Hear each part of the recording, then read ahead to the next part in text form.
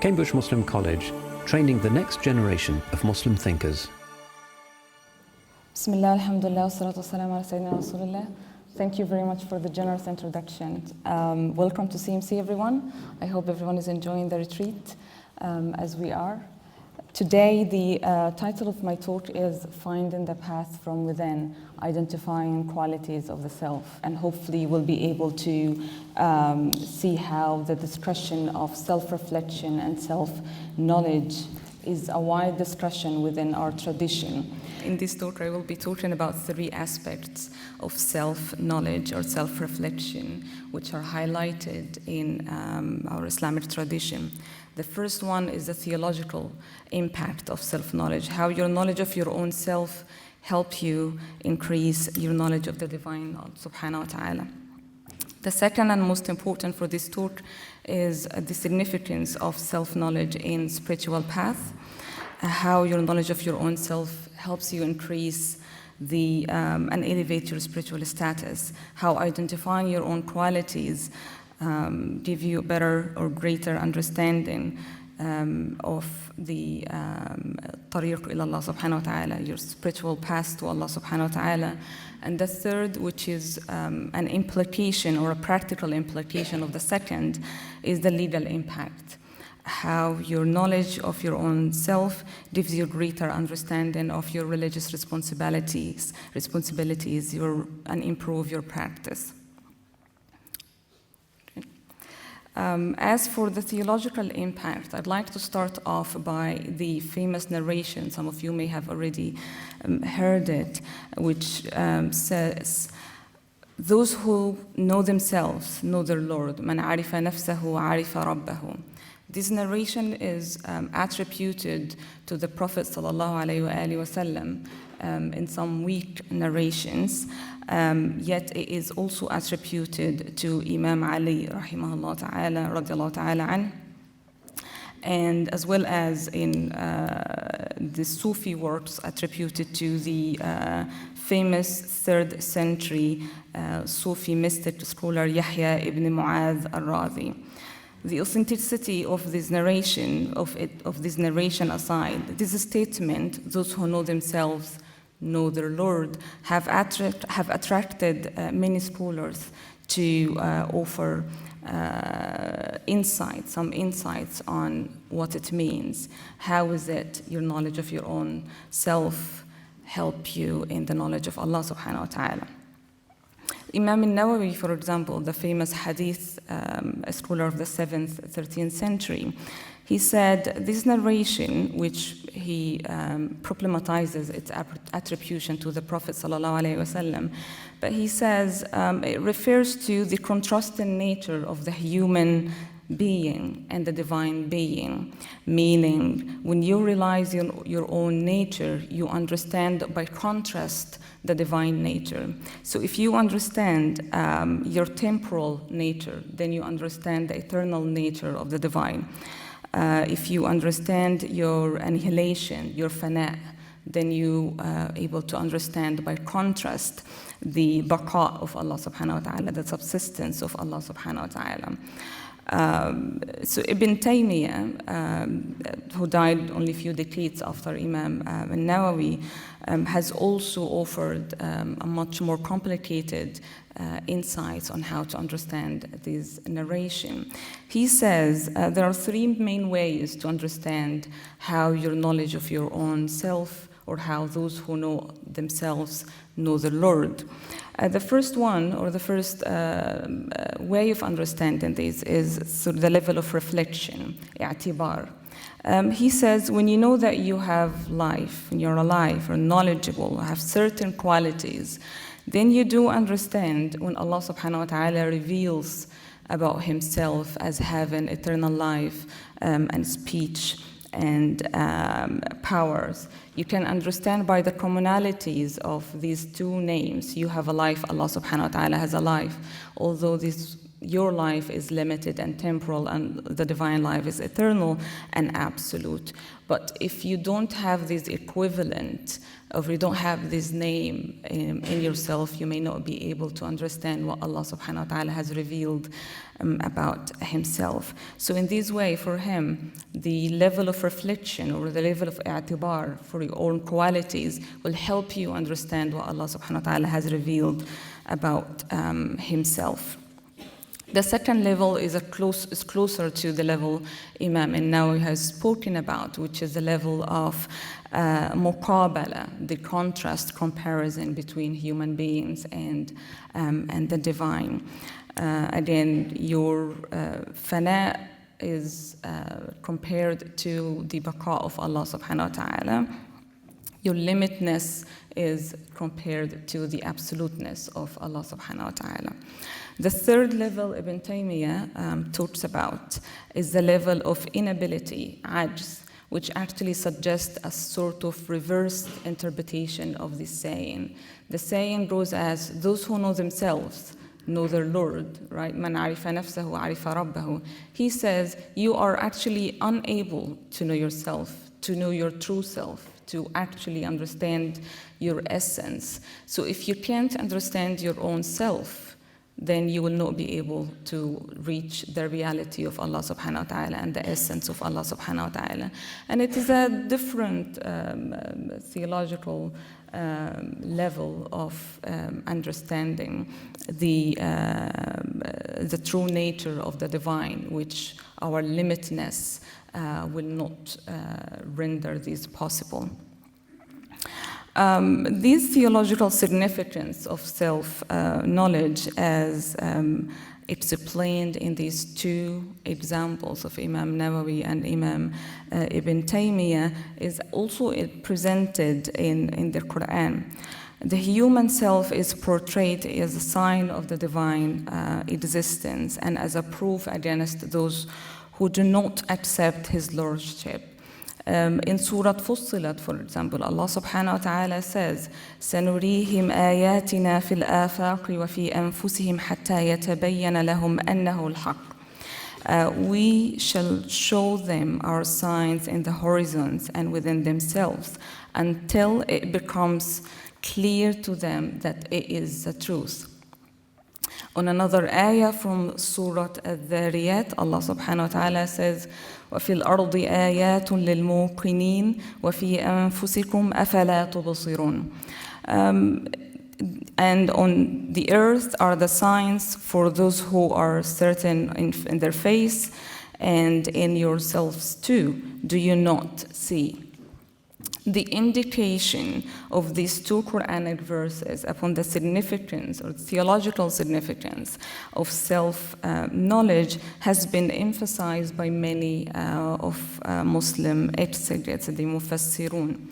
Tabari, for example, one of the earliest Mufassirun, he explains that the signs for the oneness of God, for Wahdaniyatullah subhanahu wa ta'ala, are instilled in our own creation. Reflecting upon these signs would eventually lead to the truth about God. This is a different level than the level of the human covenant, which is mentioned elsewhere in the Quran. Alastu bi rabbikum, am I not your Lord? And Allah subhanahu wa ta'ala has stated the covenant from all of the creation before they even come to existence. That he is their Lord. This is the level of actually reflecting on your own creation, on your own body, on your own abilities and stages of life, how these would lead you to believe in Allah subhanahu wa ta'ala. Al-Qurtubi, another jurist and famous mufassir, he says that these two ayat are referring not only to the apparent self, your creation and stages of life and so on, but also to the inner signs, by which he means the heart, its abilities to rationalize.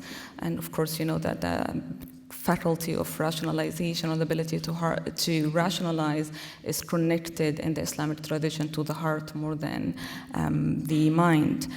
So he says the ability to distinguish between different meanings and different human arts, ulum, and funun, all of which call upon the contemplation to the existence of an all-powerful divine being who has granted us all of these powers.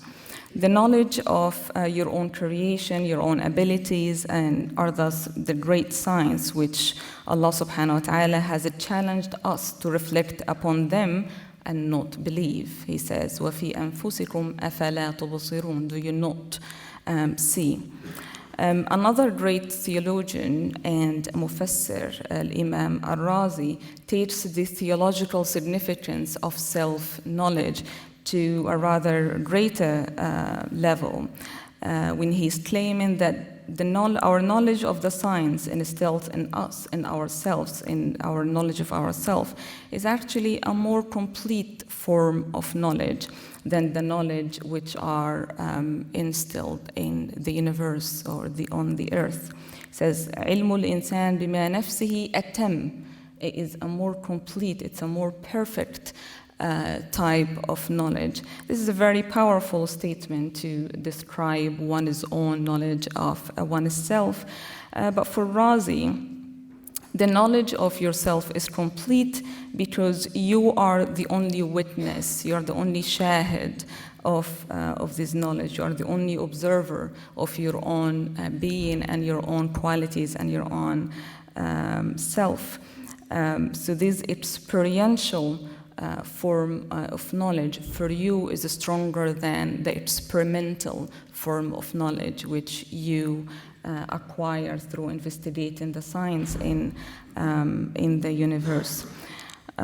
These qualities are different from one another. So the qualities of your being, the qualities of your own self are different from one person to another, and hence it also means that the signs which Allah subhanahu wa ta'ala instilled in every human being are also different and distinct from one person to another, meaning that Allah subhanahu wa ta'ala manifests in His creations, in His servants differently.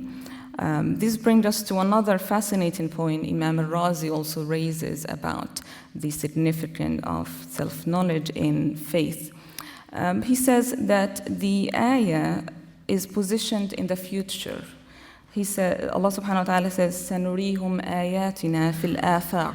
We shall see them, we shall show them our signs in the horizon and within themselves. So isn't it that we have already been created, we have already been given these signs? He says it is not only that we've been given these signs, it's the ayah is positioned in the future because it's promising continuous, the promise of continuous presentation of an infinite number of signs, a continuous grace from Allah subhanahu wa ta'ala to show us the wonders which He implemented in ourselves and in this universe until we reach certainty or until we reach the truth becomes clearer to us. This essentially means that not only that we are different in the qualities which we have been gifted, but we are also different in the levels of how we reach certainty. What might be sufficient for one person to reach the truth or to reach certainty might not be sufficient for another person. And this is a very important point, which I'll come back to at the end of this lecture. But for Imam al-Razi, this continuous observation of yourself, continuous observation of your outer and inner self gives you the ability to reach different levels of certainties and different levels of haqq, different levels of truth.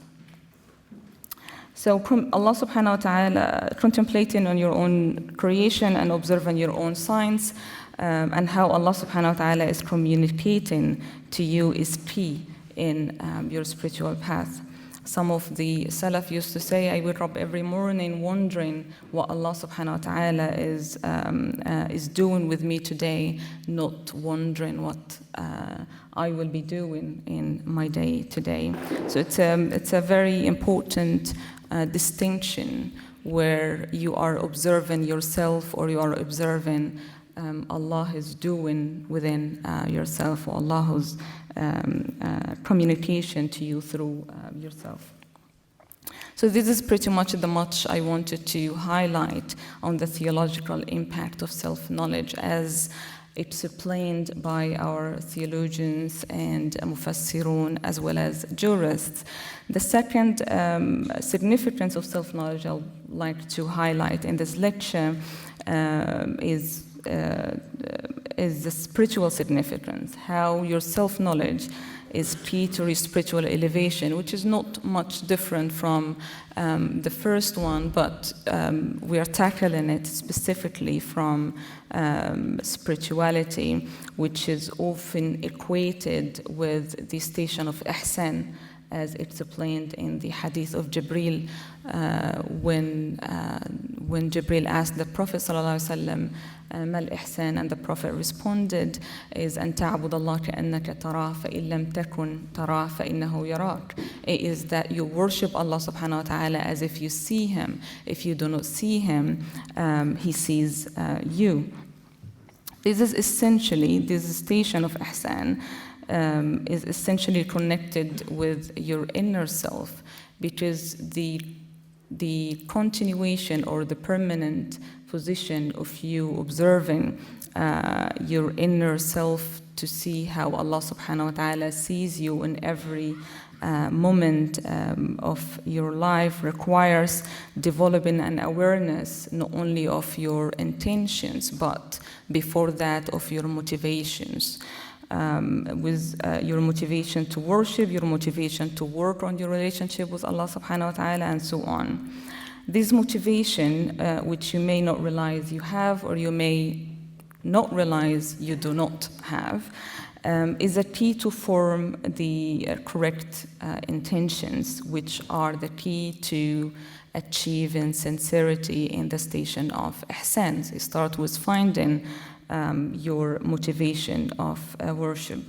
And how do we get this motivation? Imam al-Harawi, in his famous Islamic spirituality manual called Manazir al-Sa'irin, Imam al-Harawi died in 481, 5th Hijri century. He writes that the first step in the path to Allah subhanahu wa ta'ala, he has an entire section called al-bidayat, the beginnings. And the first of these beginnings, the first of these bidayat, he says, is the awakening, the yaqadha, spiritual awakening. Yaqadha for him is the means that you find your motivation to walk to the path of Allah subhanahu wa ta'ala. You find your motivation to continue with your worship. He gives three practical advice or three practical steps toward finding this motivation. The first is the heart is awareness of the divine gifts. Lahdul qalbi ila ni'mah, he says, that you realize the gifts which Allah subhanahu wa ta'ala has given you. And the second step is realizing your inability to count these gifts. So there are gifts, but you're not able to count them. And the third step, he says, is focusing on meeting these gifts with gratitude. So focusing on your gratitude toward Allah subhanahu wa ta'ala, and these three steps are sufficient to build the awakening, build the spiritual yaqadha, to motivate you to worship. And to form sincere intentions of your practice.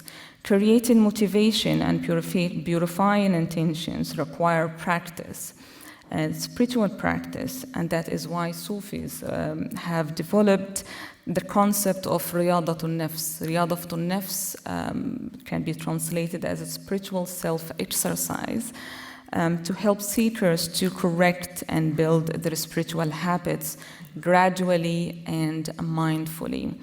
Riyadat al-Nafs is a basic concept which relies on one's understanding of the natural human dispositions, which we've been talking about, which have a great role in enhancing our spiritual states.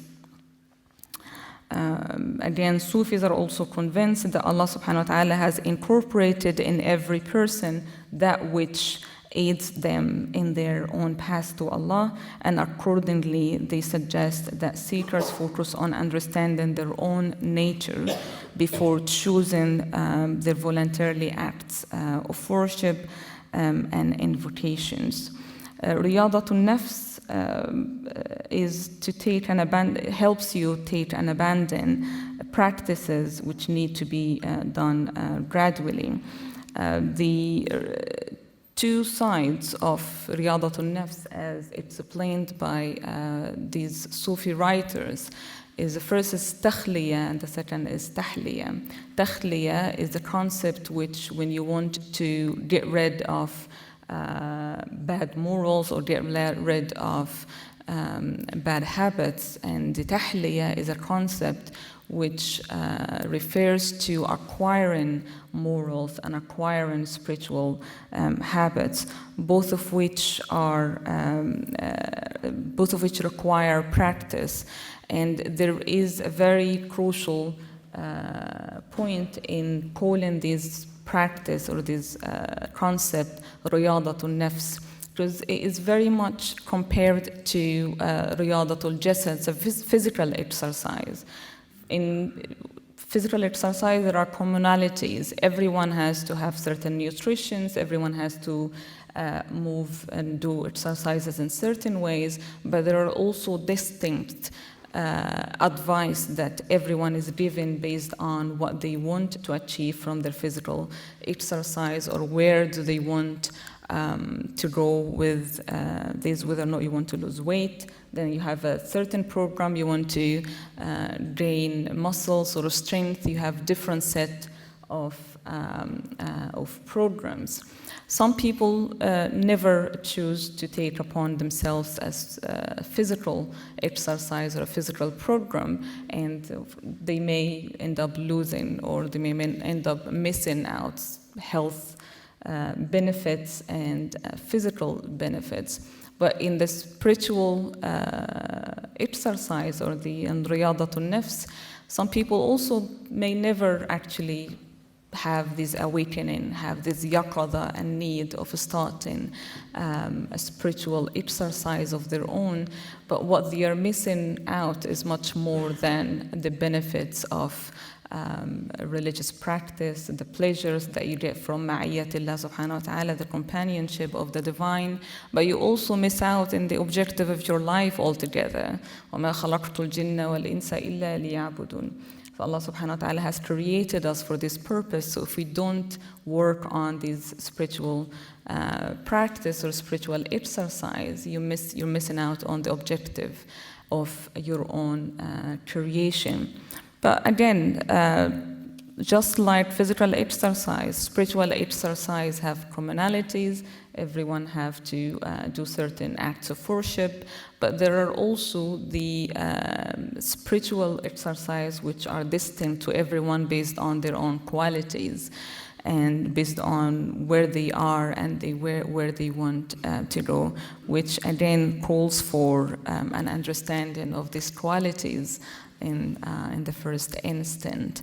And this is one of the points which are highlighted in so many occasions by Muslim Sufi writers. Imam Ahmad Zarruq, who is a 16th century Moroccan jurist and Sufi, who's also written as a standard handbook of Islamic spirituality called Qawa'id al-Tasawwuf. On this point, he states, whatever is incorporated in one's nature is an aid to obtaining what it seeks, depending on one's capacity. This is why it has been said, if a child learns that which his soul is inclined to, he will become a leader in it. If a seeker embraces the invocations, the adhkar, and prayers that his true self prefers, these will aid him or her to reach their goals by his continually to do so. As long as their determination does not diminish, God will aid them, or will aid his servants in accordance with their intentions. And what you start in a state of spiritual expansion is more likely to last. In this quotation, he is emphasizing two things. One of them is how your current state, your self qualities, impact your choice of the voluntarily acts of worship or of even the adhkar that you undertake. And some scholars would actually say you need to start testing out some awrad or some adhkar to figure out which one have more impact on you and which one your soul can easily undertake than other awrad or other voluntarily acts of worship. The second point which he is highlighting here is that starting with the state of inbisat or spiritual expansion is more likely, if you start a worship with this state of inbisat, your worship is more likely to last longer than if you start something which is very heavy on yourself or very heavy on your soul. And here he is fundamentally responding to another method of spiritual exercise, mostly known as jihadun nafs, which is the most common and most famous form of spiritual exercise, that you need to resent yourself, you need to have to be hard on yourself and to struggle to habituate yourself to doing certain acts of worship. For him, the jihad al-nafs works better in the takhliya part of spiritual exercise, when you are trying to get rid of ma'asi, get rid of sins that you're doing, get rid of bad habits. But if in the tahliya part, in the gaining virtues and gaining morals part, he says the state of inbisat, the state of being in accordance with what your self more inclined toward is more effective. Just like a child, if you teach a little kid something which they hate, they probably are not going to be good at doing for a long period of time.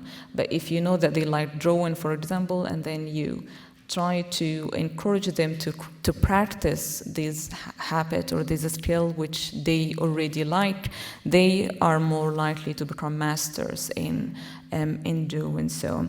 So with this analogy, he's bringing the attention to how self-exercise or self-spiritual exercise is not only about defeating your ego and defeating your self-desires, but it is also about finding out the acts of worship or the invocation, the adhkar, the awrad, which your true self is more inclined to continue their practice.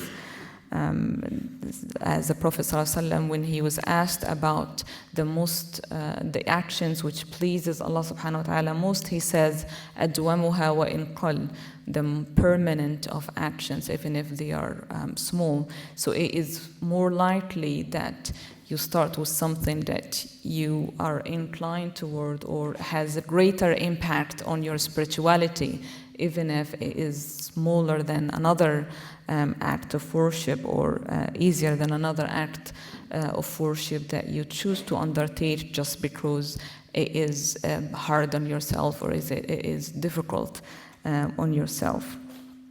So this idea is fundamental in understanding the spiritual path and how you can work toward elevating and enhancing it through your self-knowledge or through your understanding of your own distinct qualities. Zarruq also states, continues in this meaning, he says, whoever works toward Allah subhanahu wa ta'ala through their innate disposition, their arrival will be closer than their own self. Whoever works toward Allah subhanahu wa ta'ala through abandoning their innate disposition, their arrival will be to the degree they detach themselves from their disposition. I'm going to read this in Arabic because it's quite technical. He says, من سار إلى الله من حيث طبعه كان الوصول أقرب إليه من طبعه ومن سار إلى الله بالبعد عن طبعه كان وصوله على قدر بعده عن طبعه. So he was quite critical of this idea of jihad and nafs, to the extent that he claims that the person who chooses to work toward Allah subhanahu wa ta'ala through being against themselves, against their taba', against their innate disposition, they will arrive, but their arrival will be to the extent of how they were successful in going against or in diminishing this taba', diminishing this innate disposition. While a person who chooses to work to Allah subhanahu wa ta'ala through their innate disposition, through their own self, their arrival to Allah subhanahu wa ta'ala would be closer than their own innate self. So it's as if you're going through yourself, which Allah subhanahu wa ta'ala has granted you, to Him. So there isn't the mediation of taba' which you want to defeat before you arrive. So this mediation, which other Sufi mystics have focused more on for Imam Ahmad Zarruq, can actually be a struggle in the path rather than be an advantage. من سار إلى الله من حيث طبعه كان الوصول أقرب إليه من طبعه ومن سار إلى الله بالبعد عن طبعه كان وصوله على قدر بعده عن طبعه. Imam Ibn Ata'illah Secondary is also an author of a great book of aphorism, Al-Hikam Al-Ata'iyya, has a very interesting advice on this regard. He says, لا تأخذ من الأذكار إلا ما تعينك القوى النفسانية عليه بحبه. He says, do not use or do not undertake any invocations, any adhkar, except those which your inner soul, your inner self aids you or help you to seize them through loving them. So loving the adhkar or being closer to the adhkar which you undertake is for him very essential, as it helps you continuously doing them. So on this point, I'd like to conclude that Riyadat al-Nafs starts with the understanding of the self and its nature, its inclinations, its desires, and its capacities. Only then we may be able to habituate ourselves and refine its intentions. All are in hope of achieving the status of ihsan, or the status of conscious sincerity and turning toward Allah subhanahu wa ta'ala. And it is through this basic concept of riyadat al-nafs that understanding one's intentions and refining one's intentions enable us to build spiritual habits gradually and permanently and mindfully, inshallah. This idea of riyadat al-nafs and how it is presented in Islamic spiritual manuals have also been affected by various or influenced by various prophetic reports and prophetic traditions, was noting the relationship between Nabi sallallahu alayhi wa sallam and his companions, the Sahaba radwanullah ta'ala alayhim. Often we see many narrations where he gives different instructions to different individuals from his companions. And the scholars have analyzed some of these narrations or some of these reports to see why he would give advice to a person and another which seems to be opposite to another person. So for example, the Prophet ﷺ walks in his mosque one day and he finds Imam Abu Bakr as-Siddiq praying while praying very quietly, with no voice at all. So he asked him, why do you pray too quietly while it was a night prayer? He says, I'm praying to a person, I'm praying to the one who does not require voice for hearing. Allah subhanahu wa ta'ala can hear me without any voice. And the Prophet ﷺ asked him to pray with a little bit of voice. And then on another day he works in the mosque and he finds Sayyidina Umar ibn al-Khattab praying really loudly, like very loudly. And he says, why do you pray too loudly? He says, Sayyidina Umar ibn al-Khattab says, to scare off shaitan and to wake up people who are asleep. And then the Prophet ﷺ asked him to pray quietly. So it must be that the Prophet ﷺ has seen a quality in Sayyidina Umar ibn al-Khattab which needed refining by asking him, by giving him this spiritual instruction not to pray too loudly. And he has also seen a quality, a particular quality in Sayyidina Abu Bakr as-Siddiq radiallahu ta'ala an, which required this particular spiritual instruction, spiritual advice to him. Similar ones even to do with prayers, not only the way to do them, prayers and fasting and the basic acts of worship. Sayyidina Abdullah ibn Umar has sworn to fast and never break his fast ever.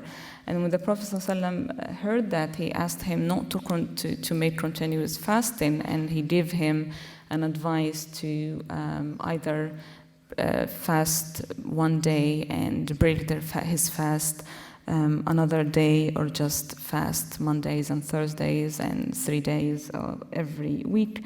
And he took the advice of fasting at one day and breaking the fast the other day, while someone like Al-Aslami, another companion of the Prophet ﷺ, was once in travel, and in travel you have the dispensation to break your fast, and he was fasting a voluntarily act of fasting, which he did not want to break. So he asked the Prophet, and the Prophet admitted him on his continuous fasting, and he didn't ask him to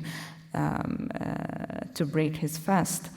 Similarly, Ahlul Suffa, who are like Ahl al-Tajreed, the companions of Suffa, the people who used to dedicate their lives to worship, and they were fed by generous Sahaba. The Prophet ﷺ has never asked them to get out of this state of tajreed, of this state of uzla, to acquire money or to have certain jobs.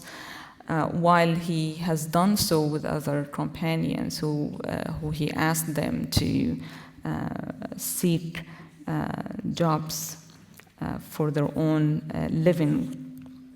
So the significance, and of course the many more examples of the instructions between the Prophet ﷺ and his Sahaba shows his great attention to the differences of qualities that they have and how these different qualities require different spiritual instructions. And this is very important because so often not only that we prescribe to ourselves what the most suitable spiritual instruction for us, but we also do that in others. When someone is seeking our advice for any religious or spiritual matter, we tend to usually give them the advice which would have worked for us. But recognizing these differences are very important, not only in your practice, but also in your advice and help and support that you may be offering to your brothers and sisters.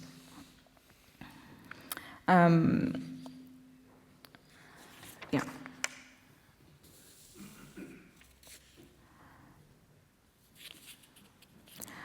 I will conclude this spiritual aspect of significance of self-knowledge and spirituality with this very interesting and heartwarming statement by Imam Anas ibn Malik, which shows that we are not only affected by our qualities and the qualities of our companions, we are also affected by their mere existence and their states.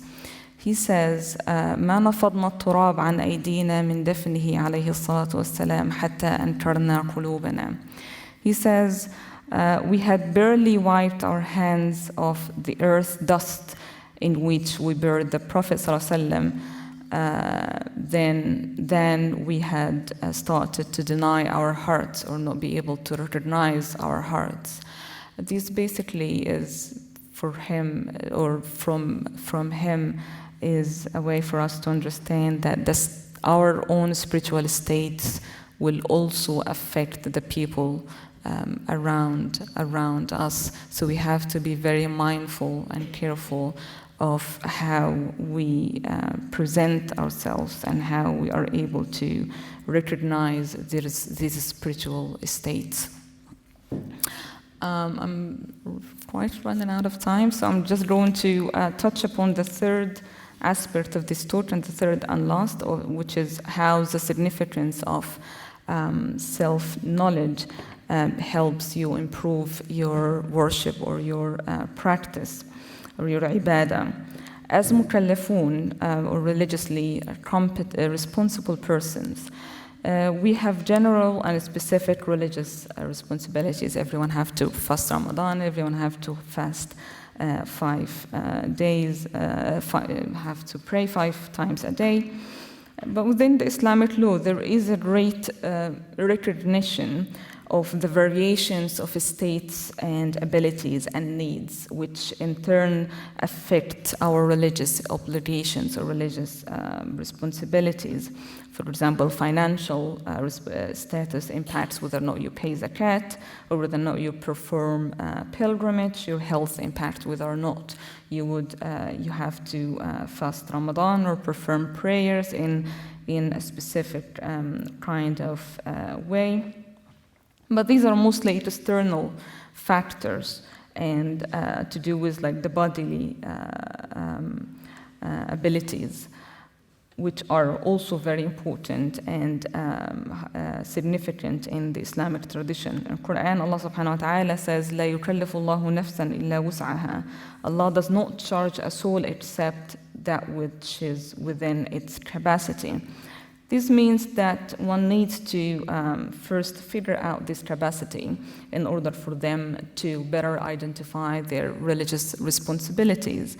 But it also means that the ayah is not only referring to the physical capacities or the apparent capacities, but it also referring to the inner capacities, the inner qualities, what you can bear, what you can take upon in your spiritual path can be very much associated with your weaknesses, your strengths, your struggles, your experiences, and so on. So on this point, I would like to highlight that the level of understanding of your nature and its significance in your worship or in your ibadah lies in understanding ibadah not as bodily actions, but as qualities or as self-qualities, which basically it's a wider view of ibadah, which encompasses everything that you do, you feel, you practice, and also realizing the objective of this ibadah, that what matters is that it is in accordance with the truth, with the haqiqah, and not how difficult it is or how difficult performing it is. We have to understand that the reward of our worship is based on our sincere intentions and motivations, and not based on the hardship or the difficulty in performing them. And that's why many scholars have been saying that the remembrance of God, dhikr, recitation, acquiring knowledge, are greater in reward than physical qualities and physical actions, although physical actions are harder, or most often harder to do. The Prophet ﷺ, when one of the Sahaba went to him and asked and said, ذهب أهل الدثور بالأجور, the wealthy people have basically taken up all the rewards. They pray as we pray, they fast as we fast, but they also give all of these charitable deeds and spend on the path of Allah subhanahu wa ta'ala. The Prophet's response was to this questioner was, you say subhanallah walhamdulillah wa la ilaha illallah wallahu akbar. So he instructed him to say dhikr. He didn't say, well, work hard and acquire more money and spend it, and then you will get the reward. He was referring him to the fact that all of these are equal in the scale of reward if pure intention is in place. It doesn't matter how much you're giving, how much you are doing. What matters is how sincere you're giving or you're doing is toward Allah subhanahu wa ta'ala. And in fact, it's a very interesting question, because in Islamic spiritual manuals you find often the discussion about ibadah being qualities, not actions connected to these hadith and the likes.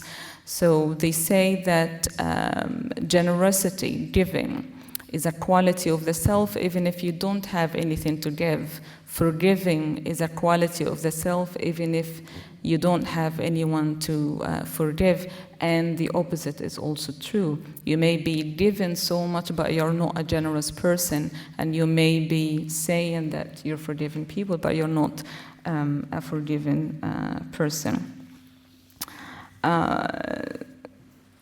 So accordingly, seekers must understand that overwhelming themselves by committing to too many acts of worship is not the way to go. What matters here is you spend more time working on the inner qualities and purifying your intentions in doing everything which you are doing, which in turn will increase your motivation, correct your niyyah, raise your level of faith in Allah subhanahu wa ta'ala, as well as help you increase your relationship with Allah.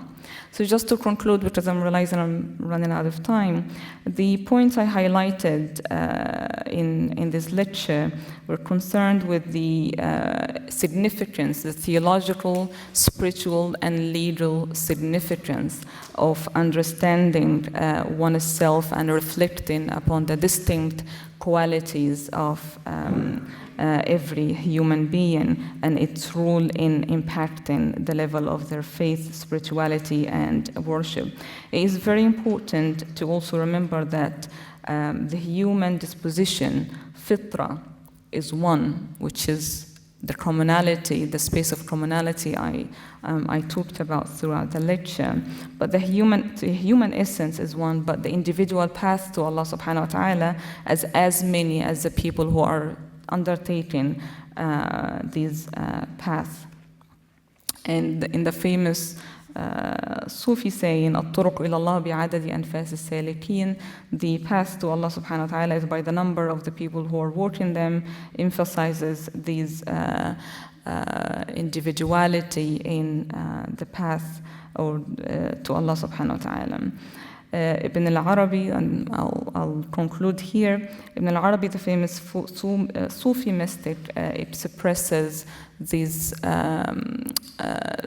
singularity of fitra and commonality of fitra and singularity of self path or self spiritual path in a beautiful poem when he says al-aynu wahidatun wal-hukmu mukhtalifu. So the essence is one, yet the rulings are different. He says النور ليس له لون يميزه وبالزجاج له الألوان كالماء. Light has no color which distinguishes it, but it is its reflections on glass which take colors. So basically he is saying that the light which Allah subhanahu wa ta'ala gift all his creations is one. We all receive the light of Allah subhanahu wa ta'ala, but we're different, just like glass. So whenever that light is reflected on the glass, it takes the color of this glass. So generally, this is a call to spend more time trying to unfold our internal path to Allah subhanahu wa ta'ala through realizing our distinct qualities, distinct human qualities, and this is also will help us realize our own and distinct spiritual strength and the path within which Allah subhanahu wa ta'ala has gifted each one of us individually. Walhamdulillah Rabbil Alameen. Thank you. Cambridge Muslim College, training the next generation of Muslim thinkers.